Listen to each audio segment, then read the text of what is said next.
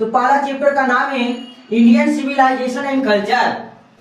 Indian civilisation and culture, Indian civilisation and culture जो लिखा गया है महात्मा गांधी के द्वारा।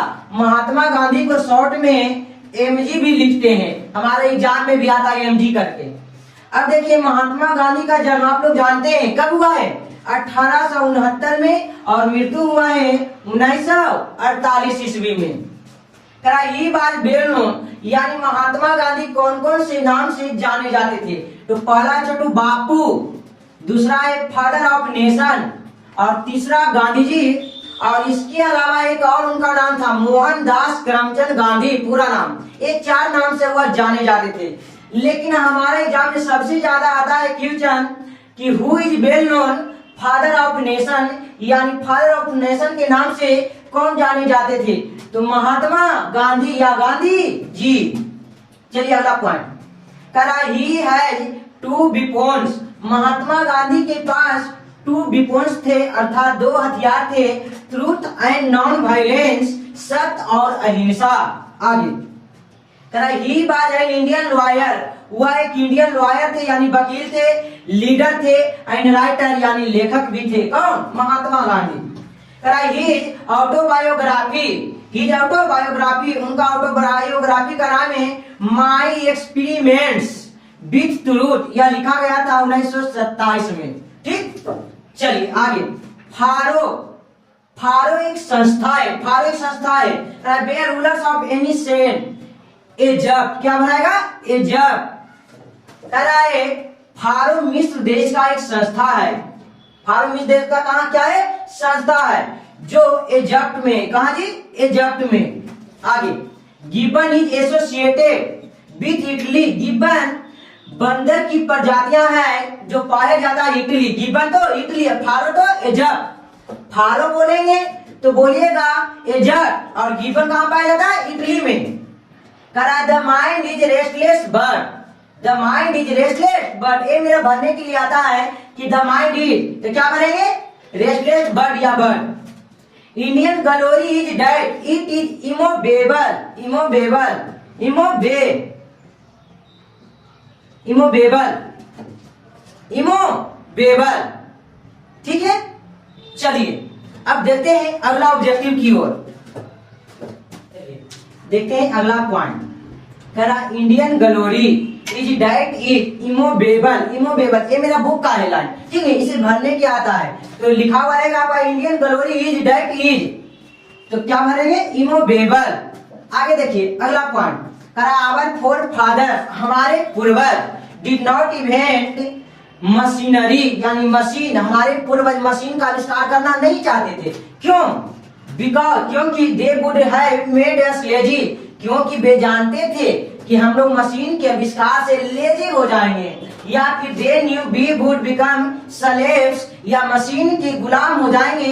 इसीलिए हमारे फोर फादर्स यानी पूर्वज मशीन का आविष्कार करना नहीं चाहते थे। चलिए अगला point, the world famous Attic civilisation is Greece, Attic civilisation कहाँ पड़ता है? ग्रीस में पड़ता है। कहाँ जी? ग्रीस में है। Plain living and high thinking is the motto of, कहाँ का मोटो का है जी? द वेस्टर्न का। किस चैप्टर से लिया गया है? Indian civilisation and culture. किसने लिखा है? महात्मा गांधी ने। चलिए आगे, sacrifice is the soul and of our, कहते हैं ऋषि, कहते हैं हमारे पूर्वज जो पहले बोलते थे आज के ऋषि भी सैक्रिफाइस करते हैं, यानी वही बात बोलते हैं। Plain living high thinking is the motto of, कहाँ का मोटो है? वेस्टर्न का मोटो है। ये बात more spiritual leader than a politician, भरने के लिए आपको आएगा एग्जाम में। ये बात more spiritual leader than a politician, than a politician, क्या बनेगा? पॉलिटिशियन। एक और होता है, लिखा हुआ रहेगा सिविलाइजेशन मीन्स, सिविलाइजेशन मीन्स, यानी गुजराती में सिविलाइजेशन का अर्थ क्या होता है? तो गुजराती में सिविलाइजेशन का अर्थ होता है गुड कंडक्ट। ये मेरा मोस्ट वीवीआई क्वेश्चन है। ठीक, इससे ज्यादा ऑब्जेक्टिव हमारे यहाँ इंडियन सिविलाइजेशन एंड कल्चर से नहीं आएगा। ठीक, इतना कंप्लीट कर लीजिए, समझिए, इससे 2 से 3 नंबर आराम से मेरा एग्जाम में आ जाएगा। ठीक, बढ़ते हैं अगले चैप्टर की ओर। अब देखते हैं स्टोरी सेक्शन का सेकेंड चैप्टर जिसका नाम है भारत इज माई होम। तो भारत इज माई होम छोटू एक स्पीच है जो डॉक्टर जाकिर के हुसैन 13 मई 1967 ईस्वी में प्रेसिडेंट ऑफिस में दिया गया था। प्रेसिडेंट ऑफिस न्यू दिल्ली में, ठीक। और डॉक्टर जाकिर हुसैन का जन्म हुआ है 1897 और मृत्यु हुआ है 1969 में। प्रेसिडेंट ऑफिस में न्यू दिल्ली में ही मृत्यु हो गया, ठीक, जब यह ड्यूटी पर थे। चलिए आगे कह रहा ही by the governor of Bihar. Doctor Zakir Hussain Bihar के गवर्नर भी थे। गवर्नर मतलब राज्यपाल। कब से कब तक? 1957 से लेकर 1962 तक। आपको ऑब्जेक्टिव आता है कि doctor Zakir Hussain bye the governor of क्या बोलेंगे? बिहार, ठीक है। चलिए अगला पॉइंट कह रहा है he was the president vice president यानी doctor Zakir Hussain vice president भी थे यानी उपराष्ट्रपति भी बने। कब से कब तक? 1962 से लेकर 1967 ईस्वी तक। आगे देखिएगा कह रहा है he was the third president of India. कह रहा है डॉक्टर जाकिर हुसैन भारत के थर्ड प्रेसिडेंट थे यानी तीसरे राष्ट्रपति थे। कब से कब तक रहे? 1967 से 1969 ईस्वी तक। आखिर 2 ही साल क्यों रहे? क्योंकि 1969 ईस्वी में डॉक्टर जाकिर हुसैन का मृत्यु ऑफिस में ही हो गया, इसी कारण वह 2 ही वर्षों तक प्रेसिडेंट रहे। चलिए आगे कह रहा है he was the first president he was first Muslim president of India यानी डॉक्टर जाकिर हुसैन हमारे देश के थर्ड प्रेसिडेंट थे, लेकिन मुस्लिम कहे तो मुस्लिम में हुआ फर्स्ट प्रेसिडेंट थे। कौन president? First Muslim president of India. चलिए आगे doctor Zakir Hussain took the oath as the president यानी डॉक्टर जाकिर हुसैन ने प्रेसिडेंट यानी राष्ट्रपति का शपथ ग्रहण किए।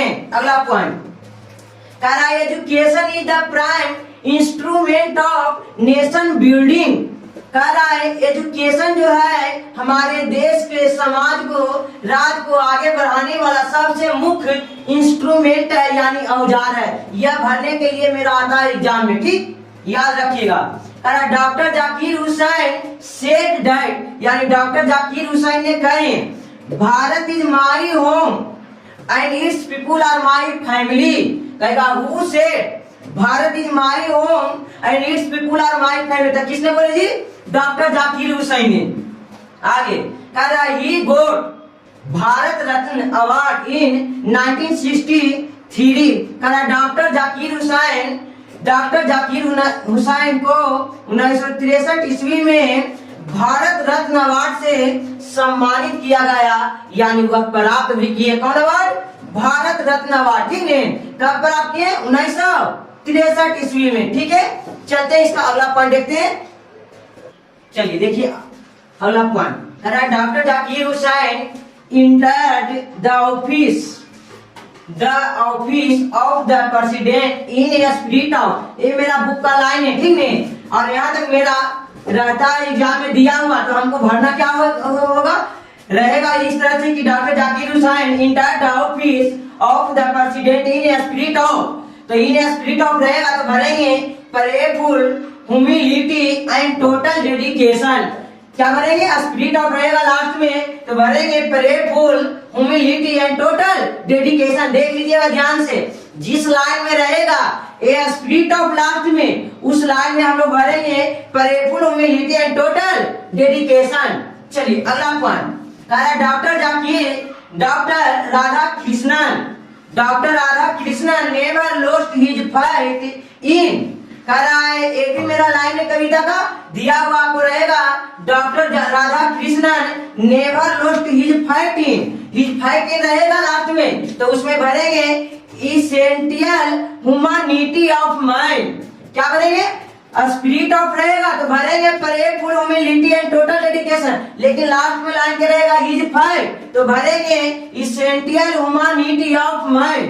और अगला point In this first presidential speech, Dr. Zakir Hussain pledged himself to the service of the, ये मेरा लाइन दिया पड़ेगा, the service of the, तो इसमें भरेंगे totality of Indian culture, totality of Indian culture, और इस तीनों में से एक नंबर का जरूर आएगा। ठीक है, इस पॉइंट को समझने में डाउट है?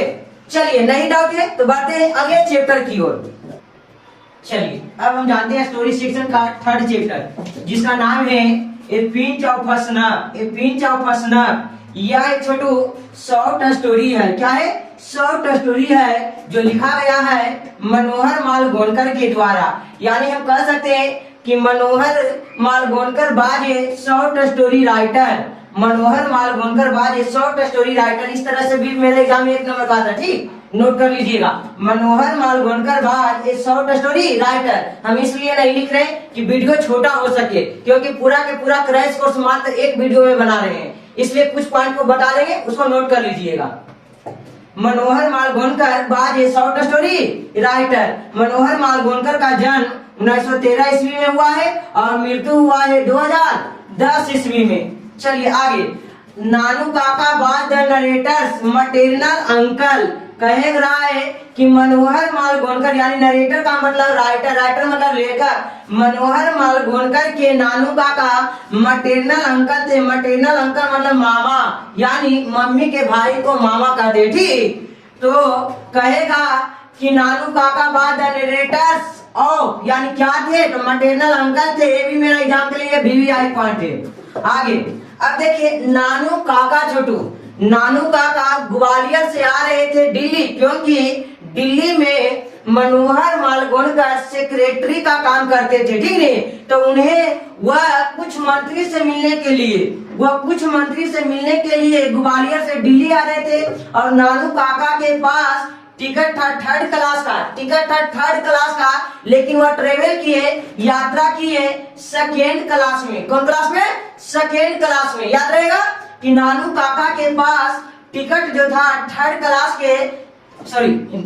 के और ट्रेवल की यात्रा किए सेकेंड क्लास में। ठीक है, आगे करा, नानू काका बाद coming from Delhi to see some minister, यानी नानू काका कुछ मंत्री से मिलने के लिए दिल्ली आ रहे थे। कितने दिन खातिर? 2 से 3 दिन के लिए। कितने दिन के लिए?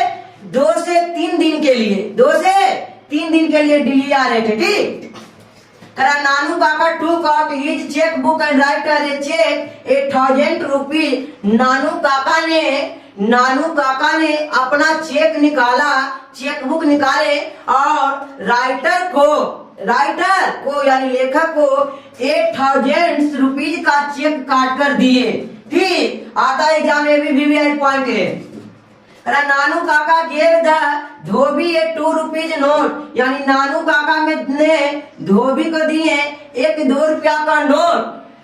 एज ए रिवार्ड, यानी रिवार्ड के रूप में, बख्शिश के रूप में, जब वह 1,000 का चेक और कोर्ट को वापस कर दिया कि आपके कोर्ट में क्या था? 1,000 का चेक था। तो चेक देने की खुशी में कि आप ईमानदार है, आपको जैसा ईमानदार आदमी मिल नहीं सकता इस जमाने में, तो धोबी को नानू काका दिए थे एक 2 रुपया के नोट। ठीक है, किसके रूप में? एक रिवार्ड के रूप में, बख्शिश के रूप में, इनाम के रूप में। चलिए आगे, Nanu Kaka portrait himself as the hereditary astrologer of the maharaja of Ninaur. Nanu Kaka ने अपने आप को मंत्री को बताए थे कि हम निनौर के महाराजा हैं। हम निनौर के क्या है? महाराजा है। कहाँ के महाराजा जी? निनौर के। अब अगला पॉइंट, करा, Rati Ram was the son of Sohan Lal. Rati Ram जो था सोहन लाल रति राम का सन था। सन मतलब बेटा था। ठीक है, और सोहन लाल रति राम करा है पार्टी बोस थे। क्या थे जी? पार्टी बोस थे दिल्ली के। कहाँ के? दिल्ली के। नोट कर लीजिएगा, समझना है यार। इसमें कोई डाउट है पॉइंट में? नहीं डाउट है तो बढ़ते हैं अगला चैप्टर की ओर। चलिए देखते हैं अब स्टोरी सेक्शन का चौथा चैप्टर, जिसका नाम है I have a dream. I have a dream Chhotu एक स्पीच है। क्या है जी? स्पीच है जो मार्टिन लूथर किंग जेआर का मतलब जूनियर, जेआर का मतलब क्या हुआ, जूनियर के द्वारा 28 अगस्त 1963 ईस्वी में 28 अगस्त 1963 ईस्वी में Lincoln memorial hall Washington DC America में दिया गया था। Lincoln memorial hall Washington DC America में दिया गया था। कब दिया गया था? 28 अगस्त 1963 ईस्वी में। ठीक, किसके द्वारा दिया गया?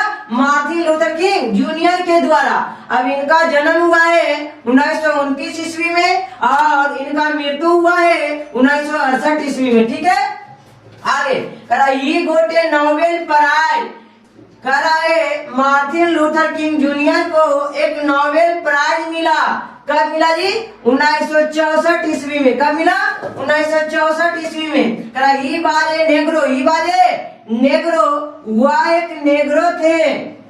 ये मेरा वीवीआई पॉइंट है, ठीक, कि मार्टिन लूथर किंग जूनियर बाजे नेग्रो एंड ग्रेट ऑरेटर, और एक ग्रेट ऑरेटर भी थे। कह रहा है ही इन्फ्लुएंस्ड, कह रहा है मार्टिन लूथर किंग जूनियर प्रभावित थे महात्मा गांधी के विचारों से। किसके जी?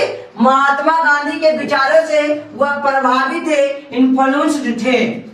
आगे ही सेड, यानी मार्टिन लूथर किंग जूनियर ने कहे माई चिल्ड्रेन विल नॉट जज by the colour of their skin but by the content of their character. Their character कहेगा who said My children will not judge by the color of their skin but by the content of their character। तो किसने बोले छोटू?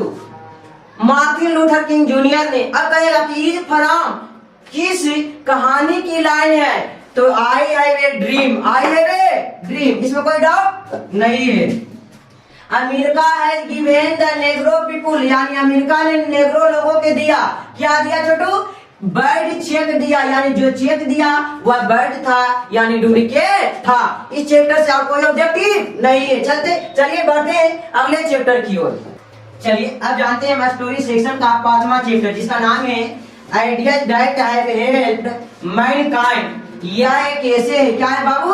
ऐसे है। क्या है? ऐसे है जो लिखा गया है बर्ट्रांड रसेल के द्वारा। किसके द्वारा लिखा गया? बर्ट्रांड रसेल के द्वारा। और बर्ट्रांड रसेल का जन्म 1872 ईस्वी में हुआ है और मृत्यु हुआ 1970 ईस्वी में। चलिए आगे देखते हैं। He was a British historian, वह एक हिस्टोरियन थे, मैथमेटिशियन थे, फिलोसफर थे, इजिस्ट थे, राइटर और लेखक थे, एंड कमेंटेटर भी थे। ज्यादातर हमारे एग्जाम में आएगा ऑप्शन में, तो हम सबसे पहले ये दोनों मेरा ऑप्शन में रहेगा, तो हम ज्यादा या फेमस थे हिस्टोरियन के रूप में, इसीलिए मेरा आंसर क्या होगा? हिस्टोरियन। और ये वीवीआई पॉइंट है। ठीक, चलिए अगला पॉइंट। ही गोट ए नोबेल प्राइज, यानी बर्ट्रांड रसेल को एक मिला नोबेल प्राइज। कब मिला?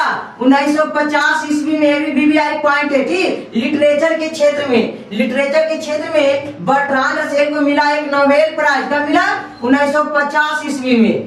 ये हमारा आता है एग्जाम में। He was also a prolific writer, हुआ एक प्रोलिफिक राइटर भी थे। आगे देखें। मोलोज, नाम सुने हैं? मोलोज जो है भगवान है, आदिवासियों का भगवान। किसके जी? आदिवासियों का भगवान। आदिवासियों को मानना था बिना बच्चे के बलिदान के फीस्ट ऑन द ब्लड, हमारा जो फसल है वह नहीं उगेगा। मलोच मेरा देवता है, वह खुश नहीं होंगे। इसलिए जिस तरह से आजकल हम लोग अपने समाज में प्रथा के अनुसार जानवरों का बलिदान देते हैं, ठीक उसी तरह आदिवासी के समय में जो आदिवासी थे उनका भगवान थे मोलोच, यानी गौर कौन थे? मोलोच थे। और मोलोच को खुश करने के लिए आदिवासी लोग अपने बच्चे की बलि देते थे और कहते थे कि जब तक हम बच्चे की बलि नहीं देंगे उनका जो फसल है, एग्रीकल्चर है, ग्रो नहीं करेगा, विकास नहीं करेगा। ठीक, पहले के जमाने में बहुत सारी कठिनाइयां था, क्योंकि देखिए आजकल हम लोग जानवरों को काटने से डरते हैं, लेकिन वो अपना संतान को बलि देते थे फसल को उपजाने के लिए। लेकिन आजकल हम फसल को उपजाने के लिए मेहनत भी नहीं करते। सोचिए उस समय क्या होगा, समय कैसा था। ठीक, आगे देखिए, in China the last step by never taken, यानी चाइना एक देश है जो कभी भी इसमें अपना कदम नहीं बढ़ाया। द इन्वेंशन ऑफ एग्रीकल्चर, ये भरने के लिए आपको आएगा। The invention of agriculture, agriculture का आविष्कार बाद more important then domestication of animals, जानवरों के पालने के तुलना में अधिक रहा, महत्वपूर्ण रहा, इम्पोर्टेंट रहा। ठीक, इसमें कोई डाउट है? नहीं। चलिए तो बढ़ते अगले चैप्टर की ओर। चलिए अब देखते हैं स्टोरी सेक्शन का छठा चैप्टर, जिसका नाम है द आर्टिस्ट। द आर्टिस्ट जो एक शॉर्ट स्टोरी है। क्या छोटू? शॉर्ट स्टोरी है। यह लिखा गया है सिगा नोआ के द्वारा। सिगा नोआ एक जापानी शॉर्ट स्टोरी राइटर थे। सिगा नोआ एक जापानी शॉर्ट स्टोरी राइटर थे, जिनका जन्म हुआ है 1883 ईस्वी में और मृत्यु हुआ है 1973 ईस्वी में। ठीक है, कराए इस कहानी का मेन कैरेक्टर यानी नायक हीरो है सेबी। कौन है जी? सेबी। आगे देखेंगे, this story shows how adults crush talent A Japanese boy. कहते हैं इस कहानी में द आर्टिस्ट में एडल्ट्स यानी बेस्ट जो लोग होते हैं, एडल्ट्स कौन जी? एडल्ट्स जो होते हैं वह कैसे किसी लड़के के आर्ट के यानी कला को बर्बाद करते हैं, क्रैश करते हैं। जो हुनर होता है, टैलेंट होता है, उसको क्रश करते हैं। कहता है ए जापानीज बॉय, एक जापानीज लड़का का जिसका नाम है सेबी। क्या नाम है? सेबी। और सेबी का उम्र है 12 ईयर्स। कितने ईयर? 12 ईयर्स। और वह पढ़ाई करता है प्राइमरी स्कूल में। कौन स्कूल में? प्राइमरी स्कूल में। सेबाई एक जापानी बॉय है जिसका उम्र 12 साल है और वह पढ़ाई कर रहा है प्राइमरी स्कूल में। और वह रहता है एक छोटे से हरबोर नामक छोटा सा शहर में। हरबोर का मतलब होता है बंदरगाह। ठीक है, समुद्र के किनारे जो बसा हुआ होता है। तो छोटा सा शहर में रहता है जिसका नाम क्या है? हरबोर। ही वाज एन आर्टिस्ट, वह एक कलाकार है, यानी सेवाई ये क्या है? कलाकार है। And his time in collecting gourds and patiently interest in gourds. कह रहा है वह अपने अधिकांशतः समय में, जो साइड का समय होता है उस समय में वह गर्ड को जमा करने में लगाता है। और सबसे ज्यादा उसका इंटरेस्ट जो है गर्ड को जमा करने में। गर्ड मतलब लौकी को जमा करने में। Sebi father worked at a carpenter shop. Sebi के पिताजी कारपेंटर शॉप पर काम करते थे। Sebi loved all the way logs be relating mistake. Sebi अपने गलती के कारण पूरी रास्ता हंसते हुए घर आया था। और सेवाई क्या हुआ छोटू कि सेवाई जब पढ़ रहा था उसका उम्र कितना था? 12 वर्ष था। तो 12 वर्ष की उम्र में क्या हुआ कि वह एक 5 इंच का लौकी खरीदा और उस लौकी को वह छोड़ता नहीं था। कितने इंच का? 5 इंच का पूरा के पूरा सुडल था। और इसको यह खरीदा था 10 सेन में।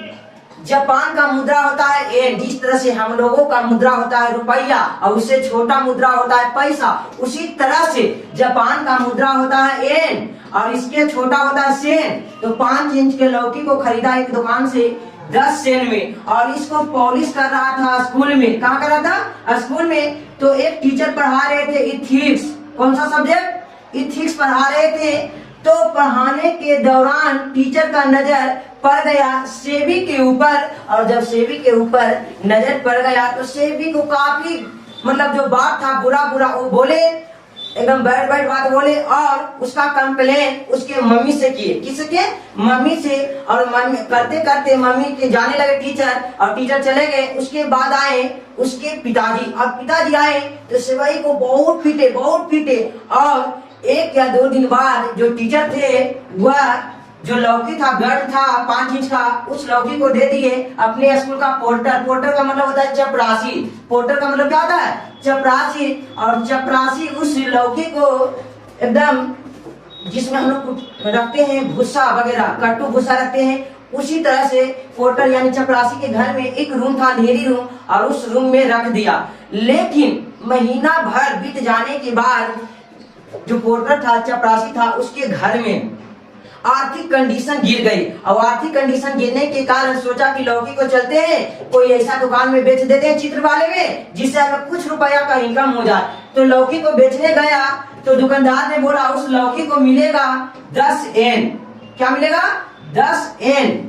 तो चपरासी चालाक था, उस सोचा बेकार की चीजें है, यह 10 एन का बिक रहा है एन में, 10 एन का बिक रहा है एन में। जैसे हम बोल सकते हैं 100 पैसा बराबर 1 रुपया, 100 पैसा बराबर क्या? 1 रुपया बोलते हैं। इसी तरह से 100 सेन बराबर बोल सकते हैं 1 एन। यानी इससे सोच लीजिए, गुना कीजिए, 1000 ज्यादा हो गया इससे, ठीक है, 100 गुना ज्यादा। अब 10 एन में तो कहा नहीं, चपरासी जो पोर्टर था चला था, कहा नहीं इतना में हमको नहीं, बहुत कम आप दे रहे, कुछ और बढ़ा कर दीजिए। तो सीधे दुकानदार ने बोल दिया चलो तुझे हम देते हैं 50 एन। कितने?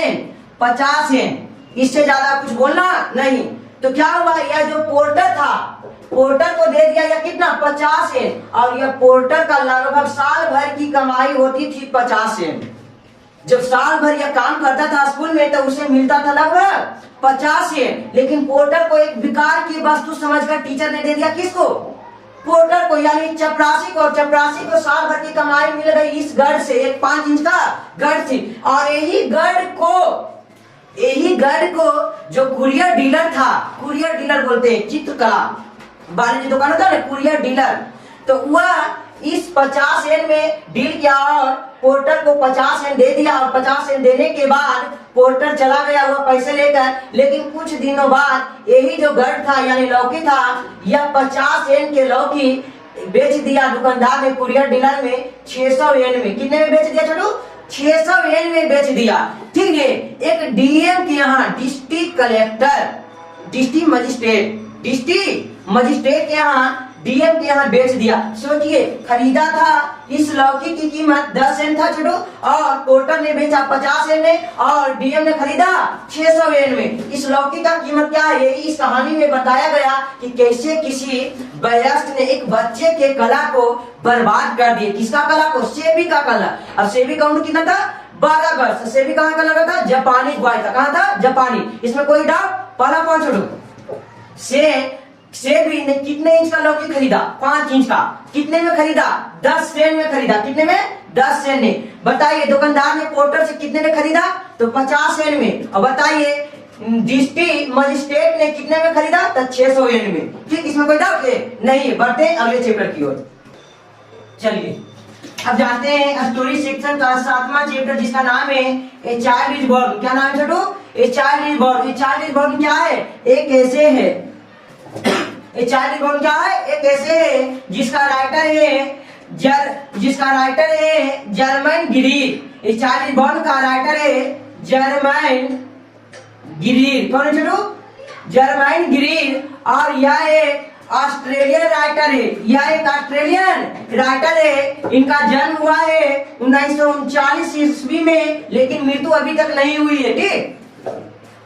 She was a feminist writer. She was a feminist writer. या एक feminist writer भी थे। अगला point, Translative woman and her child are given new dress on the 7th day of birth. करा किसी बच्चे को जन्म देने पर सिलेटिव वुमेन के समाज में किसी भी बच्चे को जन्म देने पर बच्चे जब 7 दिन के हो जाते हैं तो उसके माँ और बच्चे को एक न्यू ड्रेस दिया जाता है। क्या दिया जाता है? न्यू ड्रेस दिया जाता है, ठीक। चलिए अगला point, in traditional society A pregnant woman is primarily supported by husband. कह रहा है कि एक प्रेग्नेंट वुमन को सबसे ज्यादा सपोर्ट मिलता है, सहायता मिलता है हमारे समाज में एक हस्बैंड के द्वारा, उसके पति के द्वारा।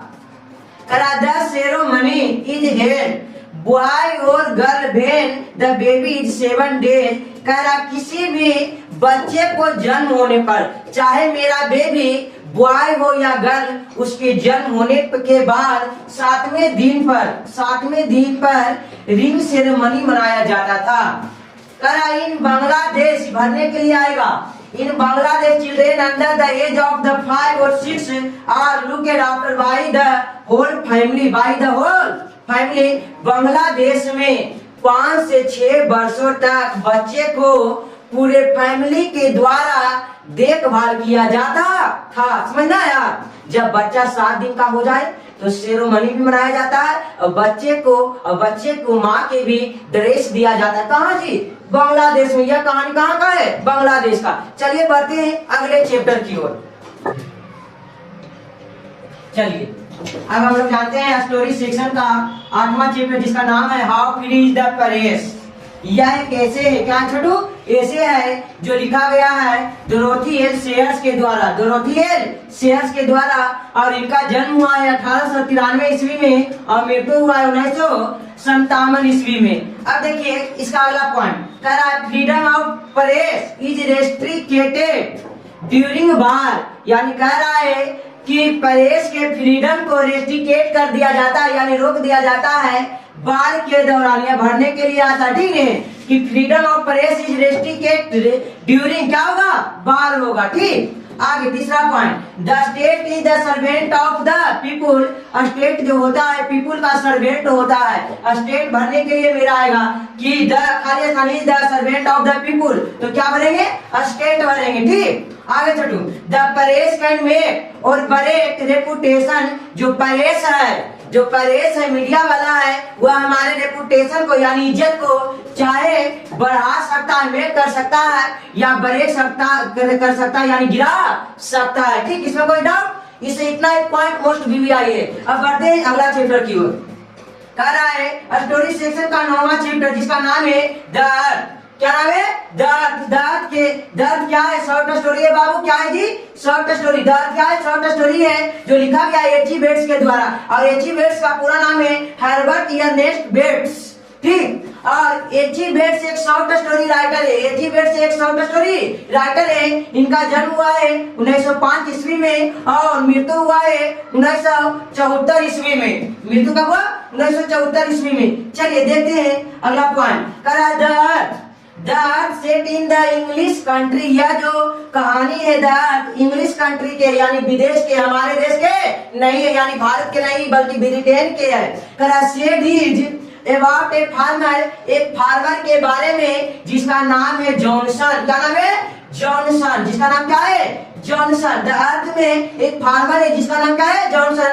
एंड हिज सन, और उसका एक बेटा है जिसका नाम है बेंजी। जिसका नाम क्या है? बेंजी। और Benji is a simple man.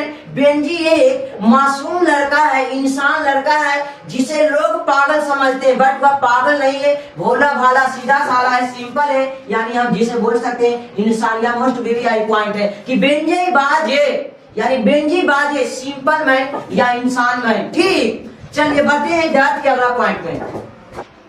चलिए देखते हैं दर्द के अगला point. The doctor suggest to let him kept hens, यानी डॉक्टर ने बेंजी को सलाह दिया मुर्गी रखने के लिए। क्या रखने के लिए? हेंस रखने के लिए सलाह दिया। ठीक, आगे at the first Benji kept 10 दर्जन, यानी पहली बार बेंजी ने 10 या 12 मुर्गिए रखे। And he left school at the age of 14 years old, और बेंजी ने 14 वर्ष की आयु में, कितने वर्ष की आयु में? 14 वर्ष की आयु में स्कूल को छोड़ दिया।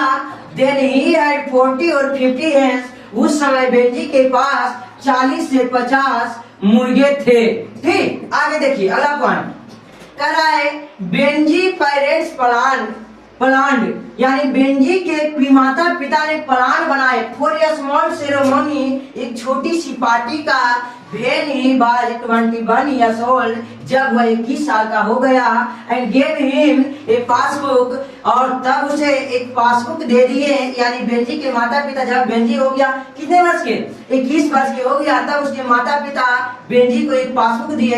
इट हैड 230 pounds, इंग्लैंड का मुद्रा होता है छोटू पाउंड। क्या होता है? पाउंड। तो उस अकाउंट में पाउंड था कितना? 230 पाउंड था। ठीक है, और इसी से बेंजी ने 4 एकड़ जमीन, कितने एकड़? 4 एकड़ जमीन मिस्टर बिटमोर से ले लिया। बिटमोर, ठीक है, इसी पैसा से जमीन खरीद लिया। किस, यानी बेंजी ने किससे खरीदा? मिस्टर बिटमोर से। उसके बाद देखिए Benji father did not like Florence, और फ्लोरेंस को बेंजी के माता पिता पसंद नहीं करते थे, ना ही पिता करते थे ना ही माता करती थी। बिकॉज ऑफ ग्रे आइज, क्योंकि फ्लोरेंस के जो आइज था वो ग्रे था, जिसे हम कहते हैं जो बिल्ली का आंख होता है उसी तरह से। तो बेंजी के माता पिता फ्लोरेंस के पसंद नहीं करते थे, बट बेंजी फ्लोरेंस को पसंद करता था। कह रहा है Benjy wanted to marry Florence, लेकिन बेंजी जो था फ्लोरेंस से शादी करना चाहता था। और अंत में 40 वर्ष की आयु में जब बेंजी 40 वर्ष का हो गया तब वह फ्लोरेंस के साथ आया और अपने माता पिता से बोला कि यह रूम खाली कर दो, हम इसी रूम में रहेंगे। ठीक है, जिस समय से उसके माता पिता शुरू से ही उस रूम में रहते आ रहे थे उसी रूम को खाली करवा दिया शादी के बाद। अब देखिए आगे पूरी कहानी नहीं बताएंगे क्योंकि हमारे पास उतना समय नहीं है। कह रहा है Johnson was a poor farmer, Johnson was a poor farmer, ये ऑब्जेक्टिव में आता है। Johnson was a poor farmer, he was the possession of 4 acres land, उसके पास 4 एकड़ भूमि थी। Sanders was the real owner of the land, और उस 4 एकड़ भूमि का रियल जो मालिक था वह सैंडर था, अर्थात जॉनसन जो थे वह किराए पर यह जमीन को लिए हुए थे और उस जमीन का मालिक कौन था? सैंडर्स। कौन था? सैंडर्स। इसमें कोई डाउट है? और एक चीज और है कि क्या हुआ कि बेंजी के पास धीरे धीरे बहुत सारा बिजनेस हो गया था अंडे का, और उस अंडे से फोर्ड यानी भैंस भी खरीदा, भैंस मतलब गाड़ी, और भैंस का मालिक भी बेंजी हो गया था। ठीक है, और अंत में यह अपने माता पिता को शहर, एक छोटे से शहर में छोड़ आया, तब उसका माँ का क्या हो गया था? मृत्यु हो गया था। ठीक है, इस चैप्टर में कोई डाउट नहीं है तो बढ़ते हैं अगले चैप्टर की ओर। चलिए अब देखते हैं स्टोरी सेक्शन का 10वां चैप्टर जिसका नाम है Indian through a travellers eyes, India through a travellers eyes, जो लिखा गया है पियर एस बक के द्वारा। पियर एस बक के द्वारा इनका जन्म हुआ छठू 1892 में और मृत्यु हुआ है 1973 में। यह यानी India through a travellers eyes एक ऐसे, और ऐसे यदि ऑप्शन में नहीं रहेगा तो ट्रेवलॉग है। क्या है? ट्रेवलॉग है। ठीक, आगे कहते हैं कि श्री गुड नोबेल प्राइज, उन्हें नोबेल प्राइज प्राप्त हुआ। कब हुआ जी? 1938 ईस्वी में लिटरेचर के क्षेत्र में, लिटरेचर की क्षेत्र में। आगे देखिएगा she taught in Chinese university, वह चाइनीज यूनिवर्सिटी में पढ़ती थी। Buck's family doctors by the Indian, यानी पियरलेस बक के पास जो फैमिली डॉक्टर थे वह इंडियन थे। क्या थे? इंडियन थे। कर आगे Buck's praised Indian people and their life, यानी पियरलेस बक ने प्रशंसा किए भारतीय लोगों का, यानी भारत के लोगों को और उनके जीवन का, अगला our food was served on the fresh green banana leaves instead of plates.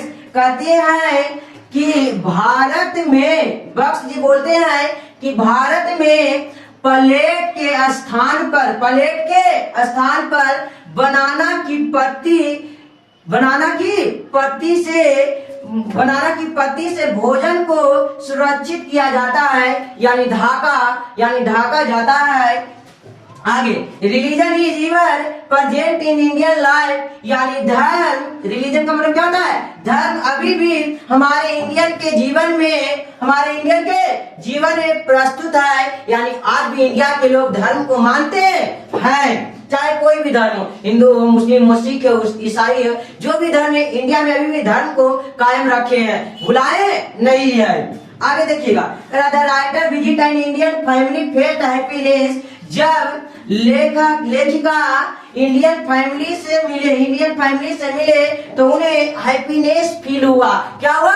Happiness feel की है। यह मेरा भरने के लिए एग्जाम में आता है। इस चैप्टर में कोई डाउट है? नहीं डाउट है तो बढ़ते हैं अगले चैप्टर की ओर। चलिए अब जानते हैं स्टोरी सेक्शन का लास्ट चैप्टर जिसका नाम है a marriage proposal. A marriage proposal एक ड्रामा है, और ड्रामा कम फ्रॉम, यानी ड्रामा का जन्म किस वर्ड से हुआ, यानी कहां से ड्रामा आया है? तो ग्रीक वर्ड से। कौन वर्ड से छोड़ू? ग्रीक वर्ड से। मेरा ऑब्जेक्टिव में आता है 1 नंबर का। ठीक, आगे देखिए उसके बाद बोलिएगा छोटू कि ड्रामा ए मैरिज प्रपोजल क्या है? ड्रामा। इसके अलावा हुआ है 1 एक्ट प्ले। क्या है? 1 एक्ट प्ले। 1 एक्ट प्ले भी है। ड्रामा कहाँ से आया जी? ग्रीक वर्ड से, याद रखिएगा, 1 नंबर का आएगा। ठीक, ड्रामा किस वर्ड से है? ग्रीक वर्ड से। और कह रहा है मैरिज प्रपोजल के राइटर है एंटोन चेखव। एंटोन चेखव, ठीक है। इनका जन्म हुआ 1860 में और मृत्यु हुआ है 1904 में। ही बाजे रशियन, ही बाजे रशियन, हुआ एक रशियन राइटर थे। ठीक, the name of Lomov dog is Guess. इस कहानी में यानी मैरिज प्रपोजल में 3 कलाकार है। पहला हो गया लोमोव, दूसरा नटालिया और तीसरा चुबुकोव। ठीक है, तो आइए जानते हैं कि the name of Lomov, Lomov एक था और लोमोव का एक डॉग था जिसका नाम था गेस। ठीक, लोमोव का डॉग का नाम क्या था? Guess. And Natalia dog's name Leap, और नटालिया के डॉग का नाम था लीप। और नटालिया का दूसरा नाम है नताशा। नटालिया का दूसरा नाम क्या है? नताशा। और लोमोव का उम्र होता है 35 और नटालिया का होता है 25। ठीक, Natalia is the daughter of Chubukov. Natalia जो होती है चुबुकोव की पुत्री है। चुबुकोव की पुत्री है कौन? नटालिया। और लोमोव जो है चुबुकोव का नेबर है। नेबर का मतलब होता है पड़ोसी। नेबर का मतलब क्या होता है? पड़ोसी। ठीक है, और चुबुकोव और लोमोव ये दोनों लैंड ओनर है। लैंड ओनर का मतलब जमींदार होता है। लैंड ओनर का मतलब क्या होता है? जमींदार है। ठीक, आगे कह रहा है Lomov has come to ask for daughter Natalia's hand in marriage. यानी लोमोव चुबुकोव के घर आया था उसकी बेटी की हाथ नटालिया को शादी के लिए मांगने। बट क्या हुआ? देखिए, Natalia and Lomov are quarrelling for ox meadows. लेकिन नटालिया और लोमोव ऑक्समेडोज के लिए क्वारलिंग करने लगे, यानी लड़ाई झगड़ा करने लगे। किसके लिए? ऑक्समेडोज के लिए। ऑक्समेडोज का मतलब होता है चारागाह, जानवर के खिलाने वाला जो घास होता है उसी को हम लोग बोलते हैं ऑक्समेडोज यानी चारागाह। इसी बात को लेकर क्या हुआ? लड़ाई होने लगा। ठीक, और यह मेरा लास्ट चैप्टर था। जो यहाँ तक वीडियो देखे उनको कंफर्म है 40 ऑब्जेक्टिव बुक के आता है, और बुक के अलावा इससे कोई भी एक ऑब्जेक्टिव बाहर नहीं आएगा। उसके अलावा मैच करने के लिए जो आता है, ठीक है, 10 नंबर के, यानी टोटल हमें 40 यानी 50 से 55 नंबर आ जाएगा। यहाँ तक वीडियो देखिएगा तब। अब हम बढ़ेंगे अगले शॉर्ट आंसर और लॉन्ग आंसर की ओर, जो हमारा आता है 2 नंबर, 4 नंबर, 5 नंबर, 8 नंबर का। इसके बाद देखिए, तो चलते हैं आगे की ओर।